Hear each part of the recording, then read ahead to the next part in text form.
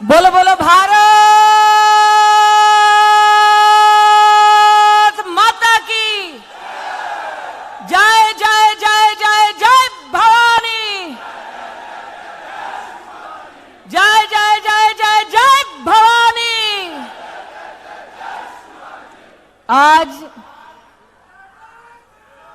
इस मंच पर मां भवानी का नाम लिया तो मेरी कर्म भूमि से आवाज उठी, राम लल्ला के चरणों में समर्पित जय श्री राम की।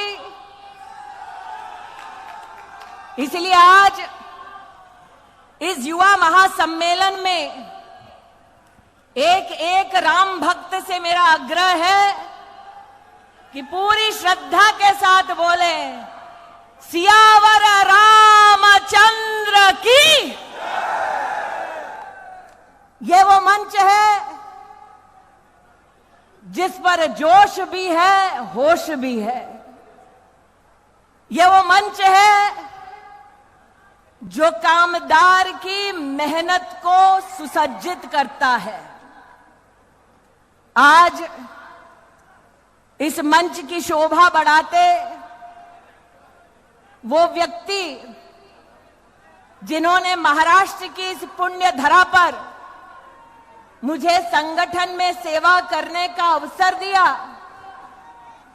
राजनीति में राष्ट्र नीति को प्रमुखता देने की सीख दी, ऐसे हमारे वरिष्ठ नेता, विकास के प्रणेता आदरणीय नितिन जी को सर्वप्रथम इस मंच पर मैं प्रणाम करती हूं।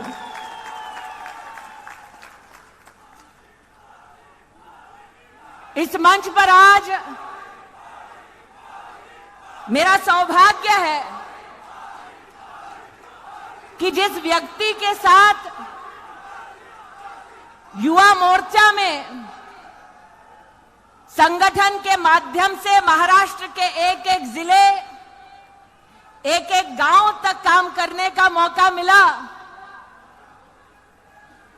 उनके योगदान से, उनके सानिध्य में आज भारतीय जनता पार्टी की सरकार विकास को नए स्वरूप में महाराष्ट्र में परिभाषित कर रही है।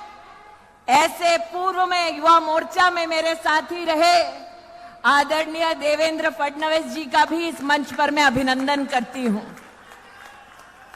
वर्षों से संगठन में गांव से लेकर शहर, शहरों से लेकर प्रदेश की राजधानी और प्रदेश की राजधानी से लेकर राष्ट्रीय नेतृत्व को महाराष्ट्र की संगठन शक्ति का परिचय देने वाले हमारे प्रदेश अध्यक्ष चंद्रशेखर बावनकुले जी का भी मैं आज इस युवा महासम्मेलन की सफलता के लिए विशेष आभार व्यक्त करती हूं, जो आज भारतीय जनता पार्टी युवा मोर्चा के दायित्व पर अध्यक्ष के रूप में समर्पित भावना से कार्य कर रहे हैं। ऐसे युवा मोर्चा के राष्ट्रीय अध्यक्ष तेजस्वी सूर्या और प्रदेश अध्यक्ष राहुल लोणीकर जी का मैं विशेष अभिनंदन करती हूं।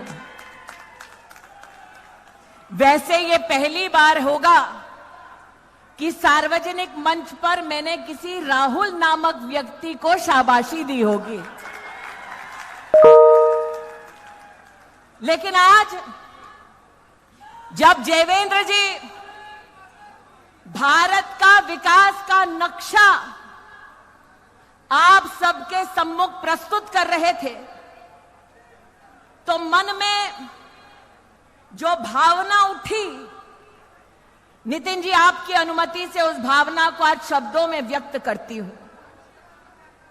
मैंने विदर्भ की इस धरती को तब देखा जब कांग्रेस का राज था, किसान आत्महत्या करने पर मजबूर था,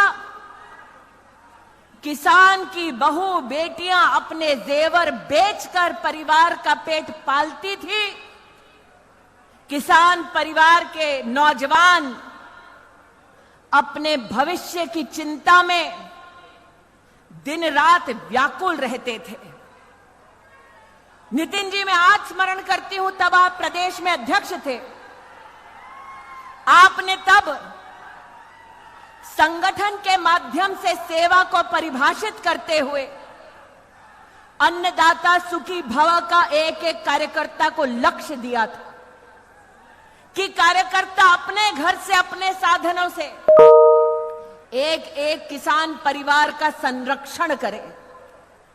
आज उसी पुण्य धरा पर लौटकर मैं इस बात का गौरव कर सकती हूं कि जब आप सबके सहयोग से, किसान के आशीर्वाद से, जनता के योगदान से देश को नरेंद्र दामोदर दास मोदी राष्ट्र सेवक के रूप में मिले, तब आज वही किसान साल में 6,000 रुपया सीधा अपने बैंक के खाते में पाता है। लहलहाती फसल में वो उगाकर अपने भविष्य को सुनहरा करता है। ये योगदान भारतीय जनता पार्टी का है। आज तेजस्वी सूर्या ने अपने उद्बोधन में 2014 से पहले की सरकार का उल्लेख किया। तेजस्वी, इस मंच पर इतिहास के एक साक्षी बैठे हैं नितिन जी, जिन्होंने श्रद्धेय अटल बिहारी वाजपेयी की सरकार को देखा और मोदी सरकार दोनों में अपनी सेवाएं दी। इतिहास के साक्षी के सामने मैं कहना चाहती हूं कि जब अटल बिहारी वाजपेयी जी की सरकार गई, तब सोनिया गांधी की सरकार को स्वीकार करना पड़ा कि अटल बिहारी वाजपेयी जी की भारतीय जनता पार्टी नीत एनडीए की सरकार ने सुदृढ़ और सशक्त अर्थव्यवस्था को चलाकर राष्ट्र को समर्पित किया। मैं आज यहां जितने नौजवान बैठे हैं उनसे कहना चाहती हूं कि इतिहास के ये उत्तम साक्षी नितिन जी इसलिए हैं क्योंकि जिन्होंने अटल बिहारी वाजपेयी जी के नेतृत्व में ग्रामीण सड़क बनाई, वो मोदी सरकार में अब हाईवे बनाते हैं। आज इतिहास के इसी साक्षी के सामने मैं युवा पीढ़ी को कहना चाहती हूं कि 10 साल का वो अंतराल, जब सोनिया गांधी के नेतृत्व की कांग्रेस की सरकार थी, तब हमारे बैंकों में क्राइसिस इतना था कि पैसा था गरीब का, पैसा था मध्यम वर्गीय परिवार का, फोन जाता था सोनिया जी का और अमीरों को मिलता था बैंक के बैंक डूबने के एक करार में थे। आज जब हम ये स्वर्णिम 10 वर्ष नरेंद्र मोदी के याद करते हैं, तो इस नौजवान पीढ़ी को याद दिलाना चाहती हूं, जुलाई का वो महीना साल 2012, जब पूरे देश में बिजली चली गई थी, 62 करोड़ लोग अंधकार में जी रहे थे। अगर तब रोशनी थी तो सिर्फ गांधी परिवार के घर में थी। आज इस युवा पीढ़ी को याद दिलाना चाहती हूं, साल 2012 का वो मंजर, जब हमारे देश के सेना के पास कॉम्बैट रेडी इक्विपमेंट है या नहीं, एम्यूनेशन है या नहीं, यही चिंता का पूरे राष्ट्र के सम्मुख विषय बन चुका था। आज इस युवा पीढ़ी से कहना चाहती हूं कि 10 साल नरेंद्र मोदी के ये वो समय है जब हमने अंधेरों से भारत को उभार कर विकास के उजियारे तक पहुंचाया है। वापस अंधेरे ना मिले हमारे देश को, ये आपकी जिम्मेदारी है। वो क्या अंधेरा है जिससे भारत को उभारा? देवेंद्र भाई ने आज अपने उद्बोधन में कहा कि भारत के इतिहास में पहली बार राजीव गांधी ने स्वयं स्वीकार किया कि दिल्ली से 1 रुपया निकलता है तो गांव तक पहुंचते पहुंचते 10 पैसा हो जाता है। पहली बार कांग्रेस के नेतृत्व ने स्वीकार किया कि 90 पैसे प्रति रुपया कांग्रेस के भ्रष्ट नेता खा जाते हैं। इसलिए जब नरेंद्र मोदी को प्रधानमंत्री के उम्मीदवार के नाते हमने राष्ट्र के सम्मुख प्रस्तुत किया, तब राष्ट्र से नरेंद्र मोदी ने एक ही वादा किया था कि देश के खजाने से रुपया निकलेगा तो एक का एक वो पूरा रुपया देश के गरीब के पास पहुंचेगा। मुझे आज भी याद है, नरेंद्र भाई ने तब कहा हम हर गरीब का बैंक का खाता खोलेंगे। कांग्रेस पार्टी ने उपहास उड़ाते हुए कहा गरीब की जेब में पैसा नहीं, बैंक का खाता कैसे खुलेगा? तब मोदी ने कहा ये मोदी की गारंटी है। मैंने कहा गरीब का बैंक का खाता खुलेगा तो बैंक का खाता खुलेगा। और मोदी की गारंटी रंग लाई। राष्ट्र के इतिहास में पहली बार 50 करोड़ हिंदुस्तानियों का बैंक का खाता खुला। नरेंद्र मोदी ने एक और गारंटी दी, कहा कि अगर हम राष्ट्र का उत्थान करना चाहते हैं तो राष्ट्र की हर एक महिला को सम्मान देना होगा। वो महिला जो अपने दिन की शुरुआत अपमान से करती है, हर गरीब महिला के घर में एक शौचालय बनाना होगा। कांग्रेस पार्टी ने कहा शौचालय बनाने से राजनीति नहीं होती, और जो 70 साल में हुआ, जो 70 साल में कांग्रेस पार्टी ना कर पाई, वो मोदी क्या कर पाएगा? मोदी ने कहा कि हर गरीब महिला के लिए शौचालय बनाया जाएगा। मोदी ने गारंटी दी और 11 करोड़ से ज्यादा गरीब महिलाओं को अपने घर में पहली बार शौचालय मिला।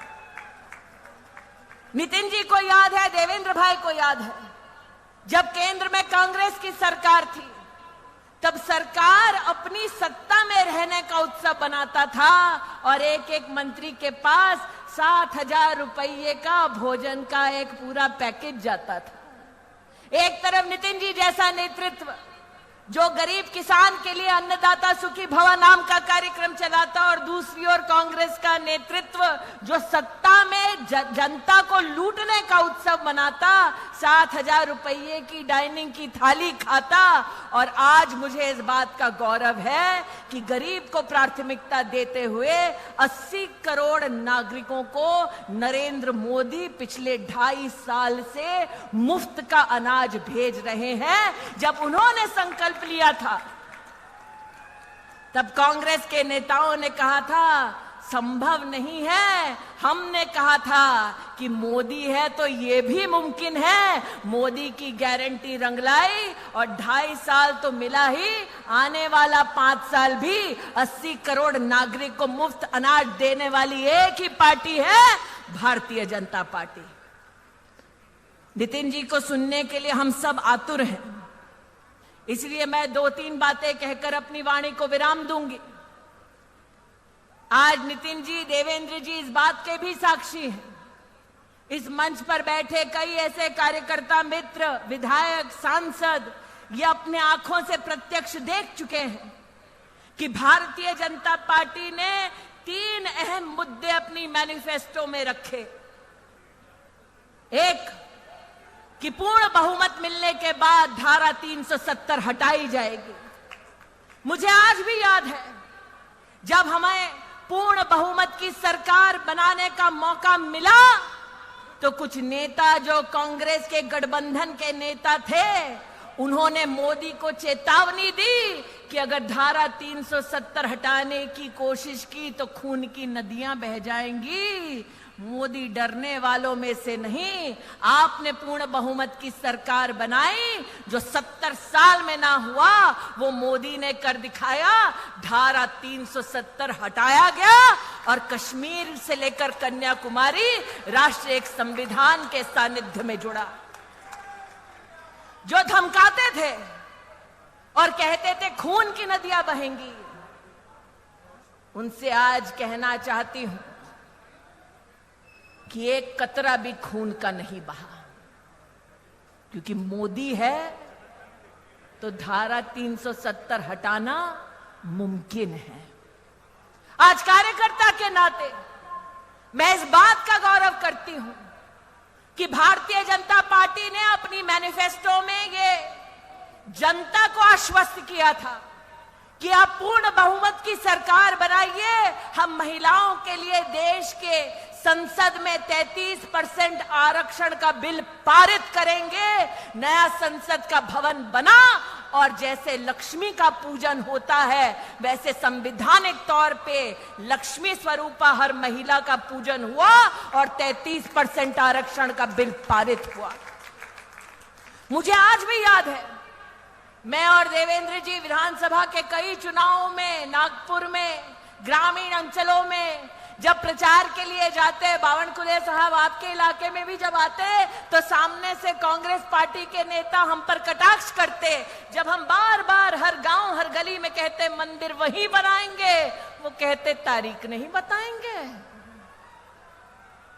हमने 500 साल अपने धर्म के लिए धैर्य दिखाया। पूर्ण सत्ता होने के बावजूद एक एक कार्यकर्ता प्रतिबद्ध रहा कि हम संविधान की एक भी धारा का उल्लंघन नहीं करेंगे। हमने अपने धर्म के लिए धैर्य दिखाया, सुप्रीम कोर्ट का रास्ता खटखटाया और सुप्रीम कोर्ट से रामलल्ला को एक भव्य मंदिर में विराजमान करवाने के लिए आदेश पाया। उनकी हिमाकत देखिए, जब वो सत्ता में थे तो उनका घमंड ऐसा कि उन्होंने भगवान राम का कोई अस्तित्व नहीं ऐसा एफिडेविट देश की एक कोर्ट में दे दिया। उनका घमंड देखिए कि जब वो सत्ता में थे तब उन्होंने दस्तावेज दे दिया कि राम सेतु नाम की कोई चीज नहीं। अहंकार आज भी बरकरार है। जब रामलला का भव्य मंदिर निर्मित हो रहा था, जब प्राण प्रतिष्ठा समारोह के लिए उनको भी आमंत्रित किया गया, अहंकार देखिए, उन्होंने आमंत्रण को ठुकरा दिया। देवेंद्र भाई, रस्सी जल गई, बल नहीं गया। इसलिए आज आप सबसे कहती हूं कि हर राम भक्त ने जिसने धर्म के लिए धैर्य दिखाया, आज पुनः धैर्य दिखाने का समय आया है। हमको उकसाया जाएगा, कुछ लोगों को एआई के माध्यम से, डीपफेक के माध्यम से बरगलाया जाएगा, लेकिन आज हम डंके की चोट पर कह सकते हैं। और अगर राहुल गांधी तक मेरी आवाज पहुंचे तो कान खोलकर सुन लो, मैदान तुम चुनो, कार्यकर्ता हम देंगे। आओ, तुम्हारे 10 साल और मोदी के 10 साल के बीच में क्या फर्क है, इस पे चर्चा हो जाए। मैं नहीं कहती मैं जाऊंगी चर्चा के लिए, तब पक्का नहीं आएंगे तेजस्वी, लेकिन इतनी गारंटी देती हूं कि युवा मोर्चा का एक भी साधारण कार्यकर्ता जाकर राहुल गांधी के सामने बोलने लगे तो राहुल गांधी में इतना दम नहीं कि युवा मोर्चा के किसी कार्यकर्ता के सामने टिक जाएगा। और अगर युवा मोर्चा के किसी कार्यकर्ता को यह मौका मिले कि जो अन्याय करने के बाद न्याय यात्रा निकालने का ढोंग कर रहे हैं, उनसे अगर बात करने का मौका मिले, तब एक प्रश्न अपनी दीदी की ओर से जरूर पूछना कि प्रभु राम के अस्तित्व को नकारा, भारत की सेना के शौर्य को धिक्कार कर राहुल गांधी और उसके नेताओं ने देश की संसद में भारत की सेना से प्रमाण मांगा उनके पराक्रम का। मैं उस महाराष्ट्र में काम कर चुकी हूं जहां पर 26/11 का आतंक हम सब ने अपनी आंखों से देखा। हम सबको याद है, पाकिस्तान से आतंकवादी आए, मुंबई की सड़कों को लहूलुहान कर दिया और दिल्ली में बैठी सोनिया मैडम की सरकार चुपचाप तमाशा देखती रही। हम सब महाराष्ट्र में इस बात के साक्षी हैं।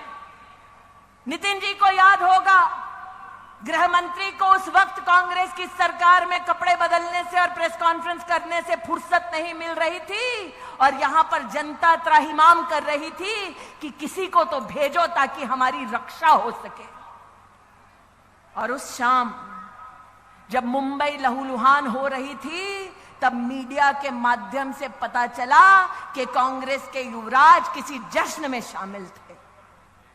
वो व्यक्ति जो मुंबई जब लहूलुहान हो रही थी जश्न में शामिल थे, वो भारत की सेना से उनके पराक्रम का तब प्रमाण मानते हैं जब भारत की वायुसेना पाकिस्तान में आसमान चीरते हुए आतंकवादी कैंप्स को ढेर करती है।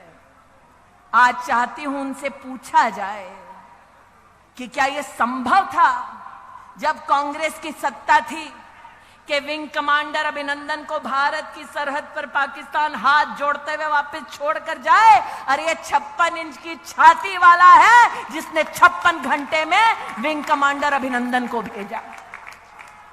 इसलिए आज नितिन जी के समक्ष जब वो राष्ट्रीय अध्यक्ष थे, मुझे याद है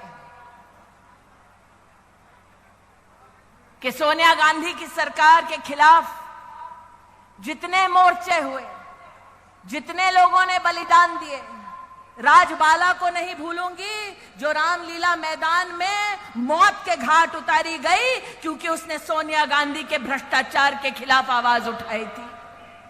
मुझे याद है तब एक भाषण में नितिन जी ने अटल जी को याद करके कहा था, आहुति बाकी, यज्ञ अधूरा, अपनों के विघ्नों ने घेरा, अंतिम जय का वज्र बनाने, नव दधीची हड्डियां गलाएं, आओ फिर से दिया जलाएं। उस प्रेरणा के साथ 2014 में हमने जब नरेंद्र मोदी को प्रधानमंत्री पद के उम्मीदवार के रूप में प्रस्तुत किया तो कांग्रेस ने उपहास उड़ाते हुए कहा, चाय वाला कभी भी देश का प्रधानमंत्री नहीं बन सकता। वो चाय वाला बना प्रधानमंत्री।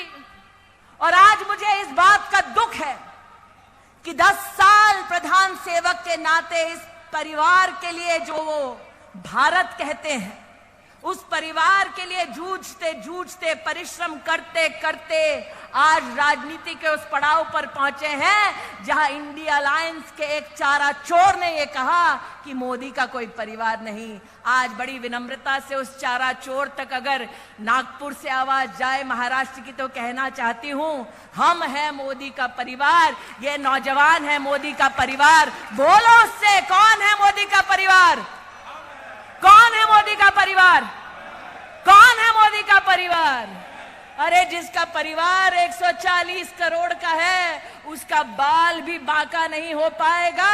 उस व्यक्ति ने संकल्प लिया है कि ये कर्तव्य काल है, 2047 तक भारत को पूर्ण रूप से विकसित बनाना है, इसीलिए हर युवा को बाहर आना है। आज मोदी का संदेश देती हूं तुम्हें, जो अटल जी की पंक्तियों में दोहराए, हार नहीं मानूंगा, रार नहीं ठानूंगा, काल के कपाल पर लिखता हूं, मिटाता हूं, गीत नया गाता हूं, विकास के एक नए स्वर, एक नए गीत, एक नए गुंजन के साथ युवा शक्ति आगे बढ़े। आज युवा सम्मेलन को महाराष्ट्र की पूरी टीम को अभिनंदन देते हुए अपनी वाणी को विराम देती हूं। जय हिंद, जय भारत। बोलो भारत माता की।